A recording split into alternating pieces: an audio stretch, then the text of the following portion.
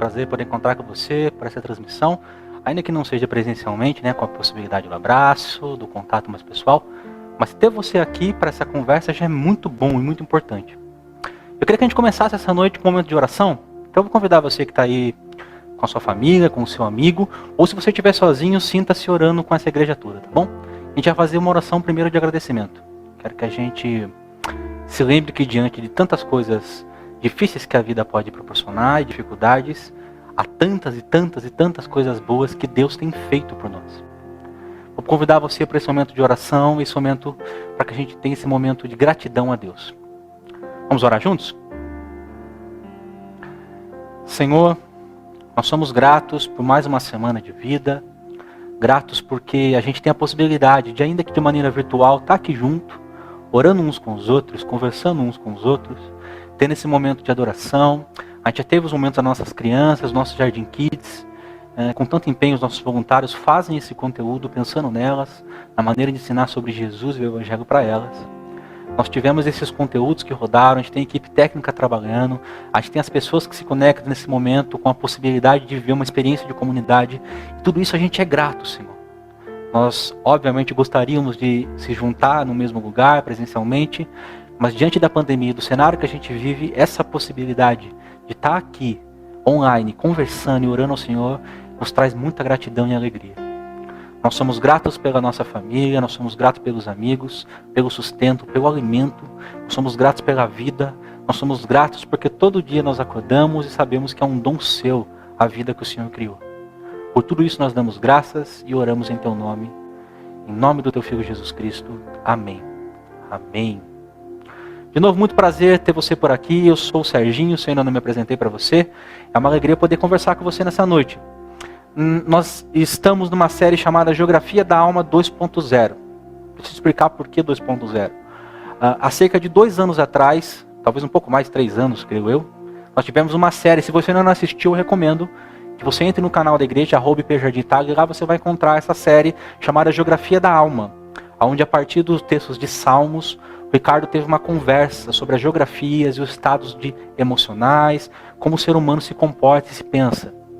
E a gente está fazendo essa série de novo, Geografia da Alma 2.0. A gente tem prometido ela ano a ano, a gente não tinha conseguido chegar ao momento de fazer ela de novo, mas agora a gente achou oportuno ter esse espaço para falar sobre a nossa saúde emocional, sobre a nossa condição emocional. Conversamos sobre muitos assuntos já. E hoje, especificamente, eu quero falar com vocês sobre o medo. O que a gente pode dizer sobre o medo e pensar sobre o medo? Talvez a primeira coisa que vem à minha cabeça é entender que o medo é um fenômeno emocional, algo que acontece universalmente com todo ser humano, sem exceção. Por que eu estou dizendo isso? Porque o medo não é uma questão somente da mente, mas também é um processo biológico junto com a mente. No seu cérebro, no seu funcionamento cerebral, você tem algo chamado córtex visual, que é onde você processa o medo. Você visualiza uma coisa que te causa pavor, medo. Você tem um pensamento, imagina o futuro, nesse campo, nesse espaço do seu cérebro, então o medo começa a se mover. E esse córtex visual manda informação para algo chamado amígdala. Não é aquela que você está pensando, é uma que tem no cérebro. E ela gera um hormônio chamado noradrenalina, que vai causar em você a arritmia, o coração acelera, você sente o corpo suar, você se sente angustiado e uma sensação de medo, de atenção. Tudo isso acontece no seu corpo biologicamente. E esse córtex visual também manda uma informação para outra parte do seu cérebro, chamada córtex pré-frontal. O que acontece no seu córtex pré-frontal? Ali é onde você faz o juízo do medo. Então você vai colher todas as suas informações, as suas experiências. Você vai colher a informação da realidade do que você está vendo, ou imaginando, ou pensando. E aqui nesse córtex pré-frontal você vai decidir como você encara o medo. Percebe que esse processo não é uma questão de escolha? Nós somos tomados biologicamente de medo. A escolha está quando você chega nesse momento de decidir o que você faz com o medo. Ter medo é um padrão humano. Nós temos medo. E eu vou conversar teologicamente com vocês daqui a pouquinho sobre de onde se origina esse medo, qual é o papel desse medo na nossa vida, por que ele existe. Mas para a gente começar a pensar, eu diria para vocês o seguinte: o medo não é em todo ruim. Existem motivos para você ter medo. O seu sistema biológico, com o córtex visual, encontrando o medo e achando as informações de medo e passando para o seu corpo gerar o hormônio para você se tornar atento, para o seu corpo entrar em estado de alerta, o seu córtex pré-frontal fazendo o julgamento da razão, tudo isso acontece por um motivo. Qual é o motivo disso? Porque o medo ele não é só uma função negativa do seu organismo e causa um mal-estar. Ele também tem funções, por exemplo, como a autopreservação. Alguém que não tem medo morre muito cedo. Imagine que você é alguém que tem zero medo, que você não tem nenhum tipo de... o seu córtex visual, então olha para a vida e não enxerga medo em nada. E você está diante de um precipício de 20 metros. Peraí, você devia ter medo. Porque se você não tiver medo e você achar que é legal pular, você pula. Você precisa ter medo da pista difícil, que você está dirigindo na chuva. Você precisa ter medo de muitas coisas para sua autopreservação física. Você precisa ter medo do futuro incerto também. Porque ele está lá, você precisa ter mais atento. Então, um segundo ponto da autopreservação é que o medo é causa para a sua preparação e impulsão. Por exemplo, vamos dizer que amanhã você tem uma prova, ou amanhã você tem uma apresentação na frente de 500 pessoas. E você está com medo. É normal sentir medo de falar para tantas pessoas. É normal sentir medo de ter que se comunicar para um grupo de pessoas que talvez você nunca viu, ou aquele medo de que alguém ria de você, ou que você erre em público e as pessoas vejam você errando. É um medo comum. O medo pode ter nesse espaço o papel de te impulsionar para uma melhora. Bom, talvez eu tenha que me preparar um pouquinho mais para o meu discurso. Talvez eu precise me estudar um pouquinho mais para a minha prova, já que eu estou com tanto medo de tirar a nota ou não, ele pode te empurrar para um caminho de melhora. Esse é um medo saudável. Esse é um medo que tem um papel para você. A sua autopreservação, a sua atenção, o seu autoimpulsionamento para ajustar, arrumar, melhorar em alguns lugares. Esse não é um medo mau. Mas você tem um tipo de medo nocivo.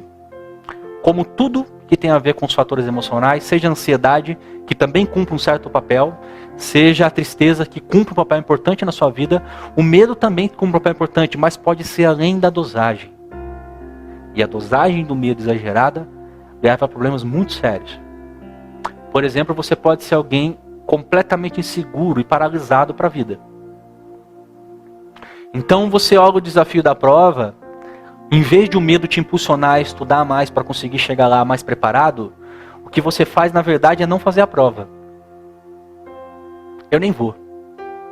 Então você tem medo de apresentação em público.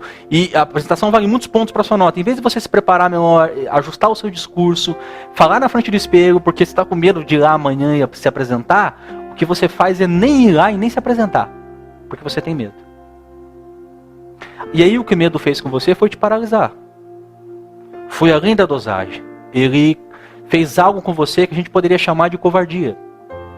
Você se sente inseguro por conta desse incerto que você vê na frente, que você não sabe o resultado, então você nem tenta. E o perigo disso é que isso se acumula ao longo dos anos, e no final das contas você chega à conclusão que você vive uma vida com medo. Uma vida que por vezes se acovardou quando tinha que ter ido em frente.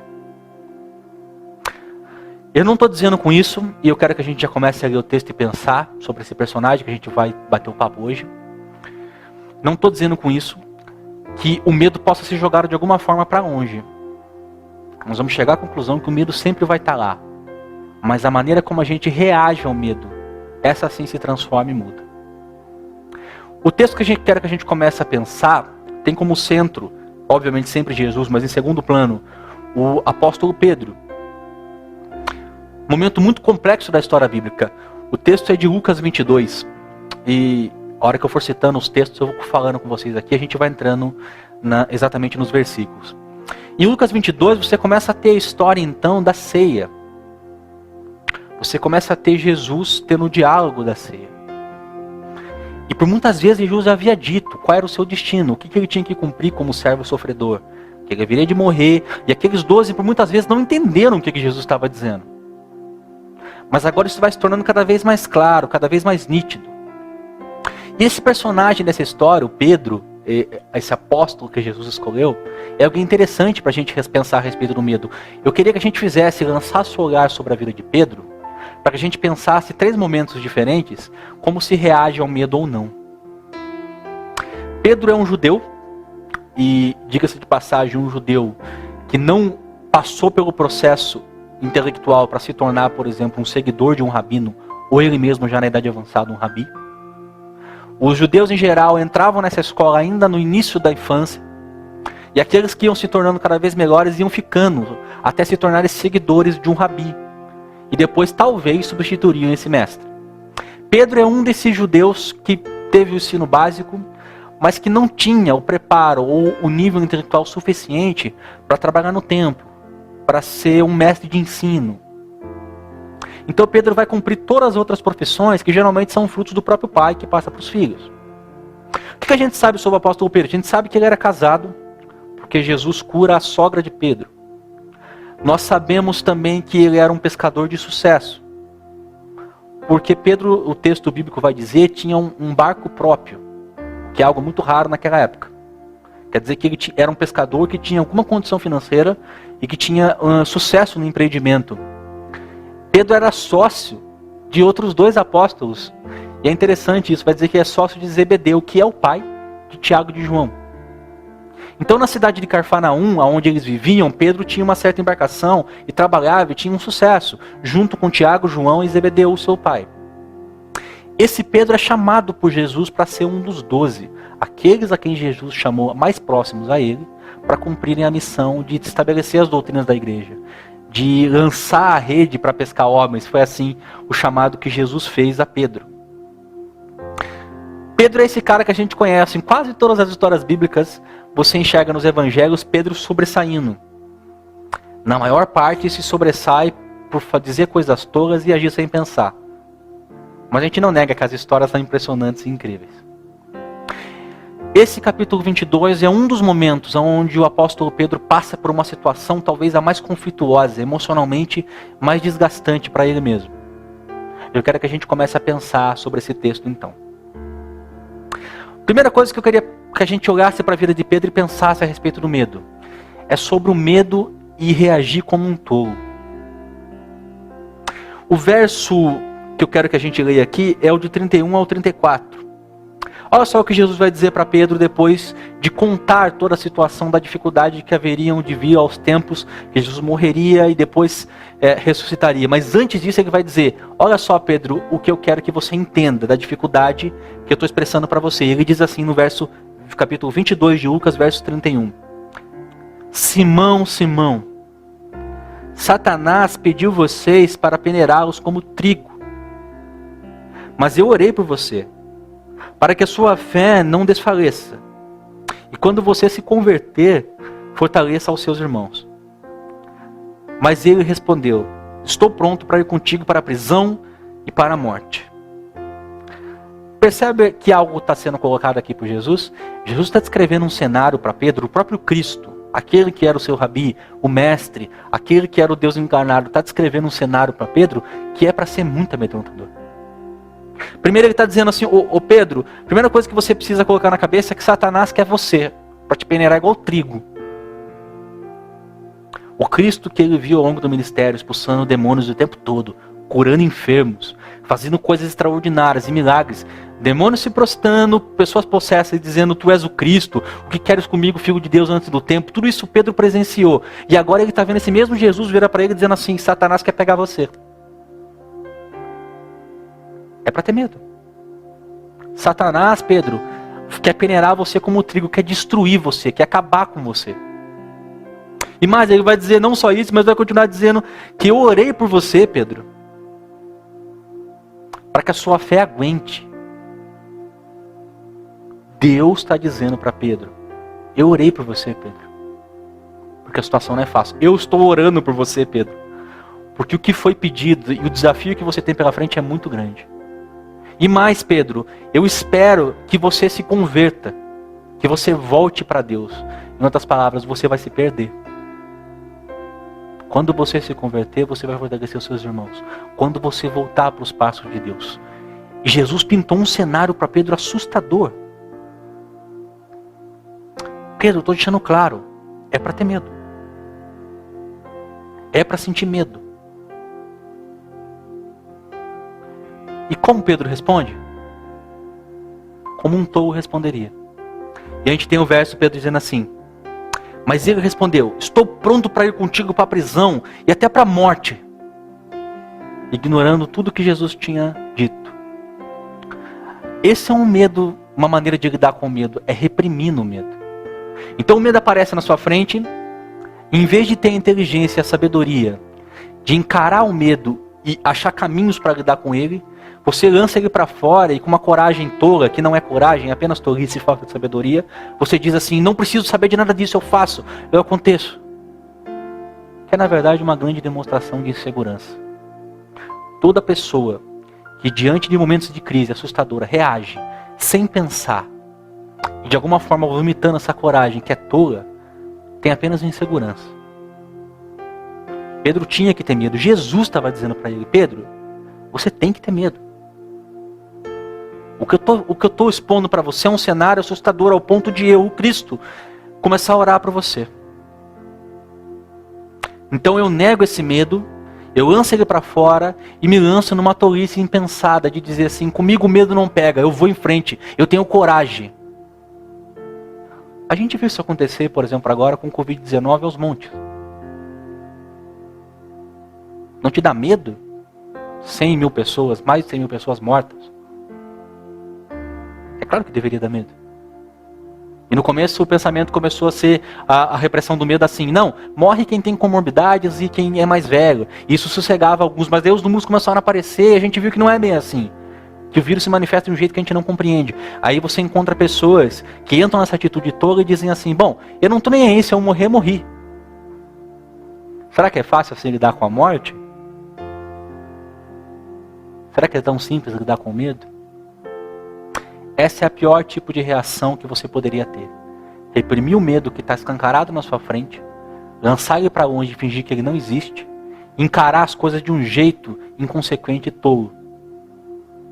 No fim das contas, você está confiando no seu próprio ego e não está percebendo que a situação exige de você um pouquinho mais de sabedoria do que apenas agir sem pensar.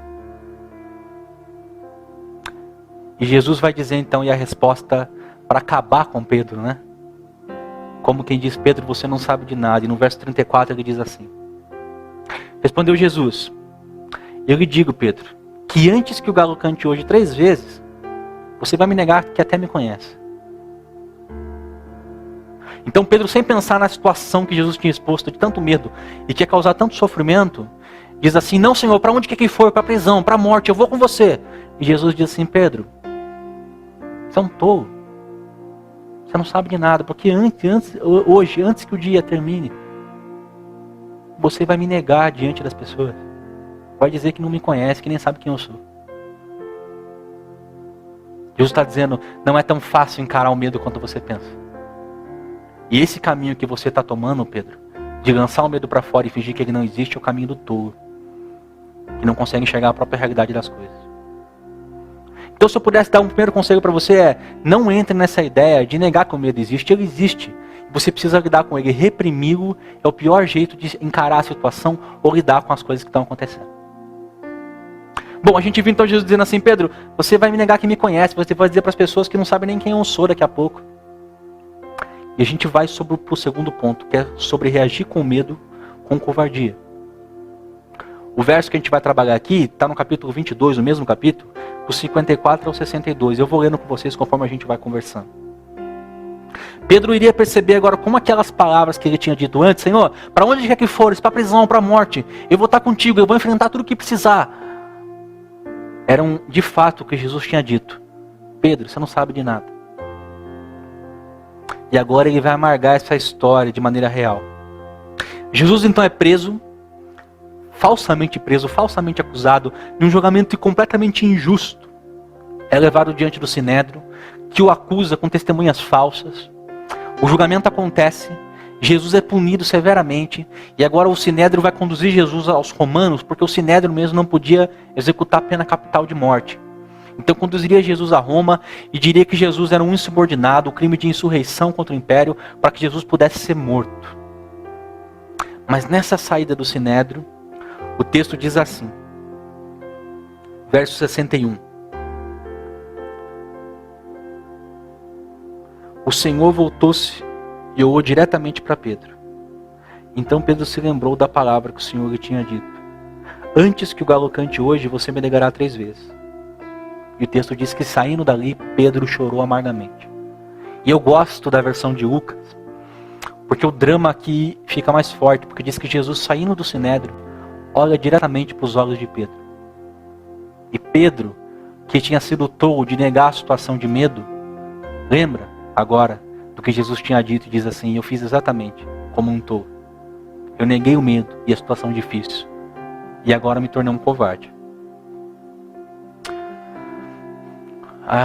Eu acho que por muitas vezes a gente é covarde na vida. Covarde para lidar com o problema do casamento, com os filhos, covarde para lidar com as situações do trabalho. A gente se acovarda. É uma possibilidade de reação diante do medo. Mas é interessante quando você pensa, por exemplo, no texto que a gente está pensando aqui, lendo, que esse mesmo Pedro, em Mateus 16, no versículo 18, disse assim, quando Jesus indaga, quem dizem que eu sou? E ele diz assim, tu és o Cristo, o Filho de Deus. E esse Pedro agora nega Jesus diante de uma empregada, uma trabalhadora simples, e um homem que eu tinha identificado como um dos seguidores de Jesus. A gente encontra isso, por exemplo, no verso do 56 ao 60. Antes o Pedro, que tinha consciência da presença de Jesus com ele, sentia-se completamente cheio de força, porque Deus estava ali. Tu és o Cristo, o Filho do Deus vivo, e você está comigo, Senhor. Para onde quer que for, a gente vai junto. Mas quando o Cristo é levado para o Sinédrio, julgado, sofre castigos, então Pedro cambaleia. E essa certeza que Deus estava com ele se desfaz. E se desfazendo a certeza da presença de Deus com ele, Pedro se acovarda. E eu vou sugerir isso no ponto 3. Que a ausência de Deus diante do incerto é que nos leva a tal profundo medo ao ponto de sermos covardes. Sabe onde o medo começa na Escritura? A primeira vez que você tem a palavra medo, na nossa tradução. Você encontra ela lá em Gênesis 3. Que é o texto bíblico que conta a queda. Que queda, Serginho? O texto bíblico vai expressar com os personagens de Adão e Eva a ideia de a criação que vira as costas para o Criador e desobedece, quer ser autônoma, quer ser o próprio Deus. E depois disso há um rompimento gigantesco entre o homem e Deus. E esse homem já não sabe mais para onde vai, não sabe de onde veio e não consegue mais se conectar com o próximo. Ele está perdido. Tudo se torna um caos para ele de novo. E o texto vai dizer, é Gênesis 3, do 8 ao 10, que Deus volta então depois dessa queda, como sempre fazia no final da tarde, na viração do dia. E o homem se esconde. Quando Deus pergunta, Adão, por que você se escondeu? A resposta de Adão no texto de Gênesis 3 é, porque eu vi os seus passos e eu tive medo. Essa é a primeira vez que o medo é expresso na Escritura. E o medo é expresso na Escritura exatamente na ausência de Deus. Quando eu olho para o futuro, eu olho para o passado, eu olho para o presente, e eu não consigo compreender nenhuma dessas coisas. Eu olho para o futuro incerto, seja ele qual for, financeiro, físico, emocional, todas as dificuldades que a vida se propõe a ter. E esse incerto me causa tal medo que eu não tenho motivos para enfrentar. Porque não existe nada ou ninguém que possa transcender tudo isso e me levar para outro lugar. Então eu me acovardo. O Pedro com Jesus diz, eu vou com você para onde quer que fores, ainda que de maneira tola. Mas o Pedro agora, que já não tem mais a presença de Jesus física, se acovarda ao ponto de dizer assim, uma empregada qualquer que tinha perguntado para ele, não sei quem Jesus é. Diante do Sinédrio agora, Jesus saindo, olha aos olhos de Pedro e diz que Pedro se lembre que vai chorar amargamente, porque se acovardou diante do perigo. Nós substituímos esse Deus que nos faz falta para encarar a vida por muitos deuses falsos, para que a gente enfrente o medo. Talvez o ego. Eu boto toda a minha autoconfiança em mim, porque eu consigo, eu supero, eu faço, eu posso. Toda essa dinâmica dos gurus de autoajuda, que dizem que tudo que você precisa para viver bem, encarar os seus medos, está em você mesmo. Eu estou dizendo, não está em você mesmo. E essa idolatria do ego se mostra fraca diante dos problemas que a vida escancara para a gente. Eu posso, eu aconteço, eu sou forte, até eu ter a primeira crise emocional. Eu sou forte, eu aconteço, eu posso, até que o meu filho falece. Até que o desemprego chegue. E aí eu percebo que eu não sou e não posso ser o substituto para esse Deus que me dá coragem. O dinheiro é esse Deus falso. Porque se a minha conta está azul, eu me sinto seguro, satisfeito. E quando ela está vermelha, parece que meu chão foi arrancado. E quando o dinheiro se torna esse nível de Deus, eu posso tentar colocar nele a coragem para enfrentar o futuro. E eu vou descobrir mais cedo ou mais tarde que ele vai faltar. E que ele nunca vai ser suficiente para me encarar certas realidades de sofrimento que me causam profundo medo. Se você quer saber quanto vale o dinheiro, pergunte para alguém com câncer incurável. Quanto vale o dinheiro? O Deus do ego, o Deus do dinheiro, talvez o Deus dos relacionamentos. Eu encontro coragem em alguém. Eu me sinto importante quando eu faço com essa pessoa, e quando eu me conecto com ela, e eu vou descobrir também que ela não é suficiente para os desafios que a vida impõe a mim. Substituir Deus por qualquer coisa que não seja Deus, nunca vai ser suficiente para enfrentar a vida com a coragem que somente Deus pode dar para você encarar certas realidades e certas coisas que são propostas a nós. Bom, se primeiro eu falei com vocês sobre reagir com o medo, com a tolice, impensada, reprimir o medo, fingir que ele não existe e tomar uma atitude tola de fala ou de ação. E se no segundo ponto a gente conversou sobre se acovardar e reagir com covardia diante do medo, reagir com negação. Agora eu quero falar com vocês com a reação que nós somos chamados a viver, que é a reação da coragem. Quando reagimos com coragem diante do medo. Pedro que eu estou contando aqui para vocês agora, é o mesmo Pedro que vai se tornar o grande apóstolo da igreja de Jesus em Atos. O texto que eu vou ler com vocês agora mostra um outro cenário. Olha só o texto aqui que eu quero que a gente comece a pensar. Lá no capítulo 4 de Atos, no verso 13, você tem agora Pedro de uma outra maneira sendo apresentado. Não é nem o Pedro tolo que quando apresentar um cenário de medo diz assim, eu não estou nem aí, eu faço, eu posso. E nem é o Pedro que diante de qualquer pessoa nega o próprio mestre, o próprio Cristo que antes tinha dito que era o Deus vivo, o Cristo.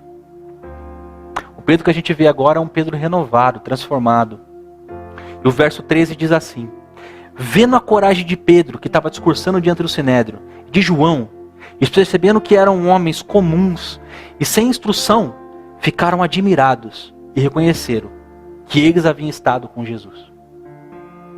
E mais, o verso do mesmo capítulo, o verso 19 diz assim, quando Pedro virando para esse Sinédrio que o acusava e tentava obrigar que ele não falasse mais sobre Jesus, Pedro tem a coragem de virar para esse mesmo Sinédrio que tinha antes acusado e colocado Jesus diante dos romanos para ser morto, que Pedro tinha se acovardado de medo. Agora Pedro vira para esses caras e diz assim, julguem os senhores mesmos, se é justo aos olhos de Deus obedecer aos senhores e não a Deus. Pois não podemos deixar de trabalhar, de falar do que vimos e ouvimos. Mudou, né? Um primeiro Pedro tolo, impensado, que nega o medo. Um segundo Pedro covarde. E agora um Pedro que diante do mesmo medo, e não pensem em vocês, que quando lêem a Escritura que Pedro não tinha nenhum medo aqui, porque Pedro tinha medo. Mas algo mudou, que dava a esse Pedro agora a coragem de enfrentar o medo. De não se acovardar quando o Sinédrio disse, Pedro, fica quieto e não fala mais sobre Jesus. E Pedro diz assim, não, eu vou falar. E essa é uma terceira maneira de lidar com a realidade do medo. Se em Gênesis 3 nós temos o homem se rompendo da presença de Deus e não entendendo mais para onde vai e nem para onde foi, você tem agora em Jesus Cristo a reconexão com Deus. E Ele pode e é, para você que acredita, a fonte de coragem e fé, para enfrentar na vida as coisas que são impensadas aos homens, porque são tão esmagadoras diante das crises que são colocadas na nossa frente, dos sofrimentos, que não existe nada que possa combater isso, senão a ideia de um ser transcendente, que é Deus, que volta a se reconectar conosco depois de Gênesis 3 em Jesus Cristo. Jesus, diante do maior medo humano, que é a morte, certa vez na sua ação milagrosa para ressuscitar Lázaro, faz um discurso em João 11:25, que é extraordinário para todos aqueles que creem nele. Ele diz assim: eu sou a ressurreição e a vida. E aquele que crê em mim, ainda que morra, viverá. Ainda que o maior de todos os problemas, o maior de todos os medos, aquilo que causa o maior pavor, seja a nossa morte ou a morte daqueles que estão à nossa volta, pareça para você sem fim, eu estou dizendo para você, você pode não se acovardar diante da morte. Porque aquele que crê em mim, ainda que vá morrer, e eu não nego que a morte seja amedrontadora, eu estou dizendo, você vai vencer, porque em mim você vai viver. Aquele que crê em mim, ainda que morra, viverá. Se o primeiro Pedro é aquele que é impensado e tolo, e o segundo é aquele que é covarde, o terceiro é aquele que encontra coragem em Deus para lidar com o próprio medo e com as próprias crises da vida. Esse é o convite do Evangelho. Não que você confie em você mesmo como o próprio Deus e que você tenha em si toda a força e coragem, porque você não vai encontrar em você mesmo. Não que você viva uma vida de covardia diante do medo e se esconda diante dos desafios da vida. Tantas coisas nos causam medo, tantas coisas nos assustam. Tudo que é incerto, tudo que a gente não consegue agarrar com as mãos causa medo. Mas é um convite para que você consiga achar coragem para lidar com os medos. Nunca o medo vai embora. O medo nunca vai fugir, nunca vai sumir. Mas que você encontre força em Jesus para ainda assim conseguir lidar com o medo. Eu queria ler junto com vocês um trecho de um livro de Rubem Alves. Rubem Alves vai fazer uma paráfrase do Salmo 23, eu até já li algumas vezes nessa comunidade junto com vocês, mas eu queria que de novo a gente tivesse esse momento. A leitura desse texto vai falar sobre o pastor que cuida das ovelhas quando estão com medo. O pastor que não faz o medo sumir, mas que consegue dar a ela tranquilidades para passar sobre o medo. Vou pedir licença para vocês para abrir aspas e citar Rubem Alves, só um segundo.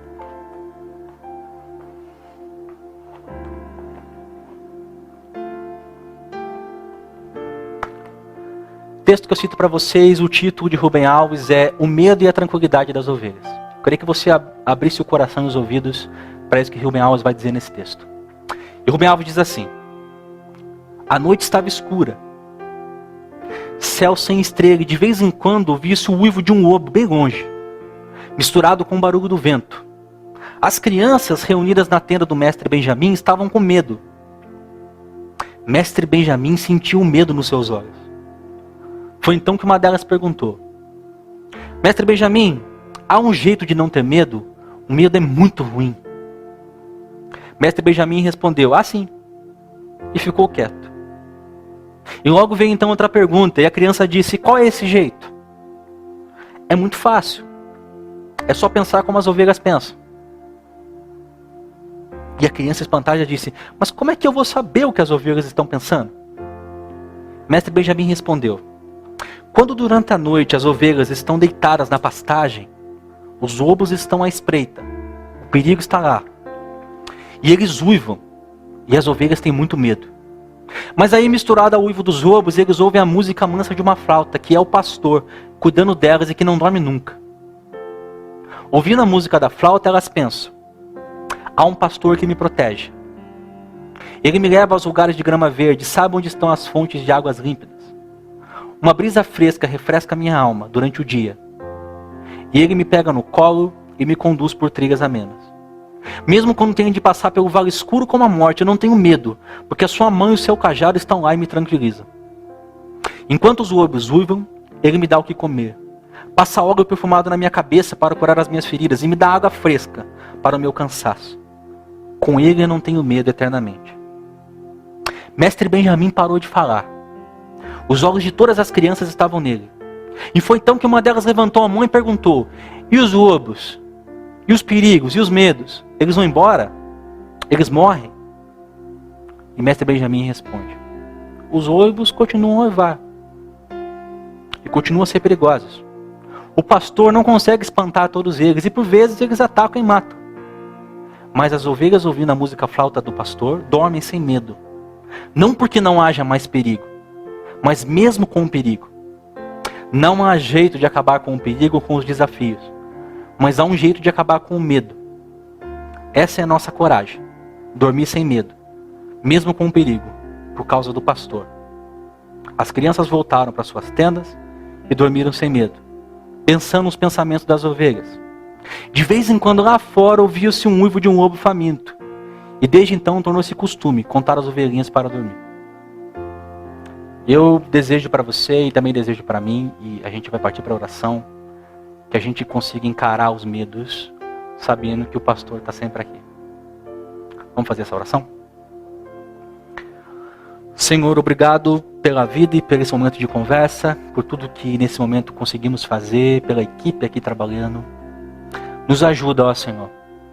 Adiante dos desafios da vida, não agimos como um tolo que nega a realidade dos sofrimentos. Nós nos assustamos, sim. Nós nos espantamos com o incerto. Talvez a grande fonte e origem desses medos não encarados seja de fato o fato de que a gente não sabe para onde está indo, de onde veio e para onde vai. E quando o Senhor coloca sobre nós a certeza disso por meio do Teu Filho, então tudo se faz novo. E a gente começa a encontrar coragem para enfrentar as coisas que no início pareciam completamente impossíveis a nós. E de fato eram. Senhor, nos dá a força de saber que os lobos continuam nos causando medo, mas que a gente tem força para continuar em frente e ter a paz como as ovelhas têm a paz, por causa do pastor. O Senhor disse em João: eu sou o bom pastor que dou a vida pelas ovelhas. O Senhor se entregou por nós. Fortalece-nos nessa fé.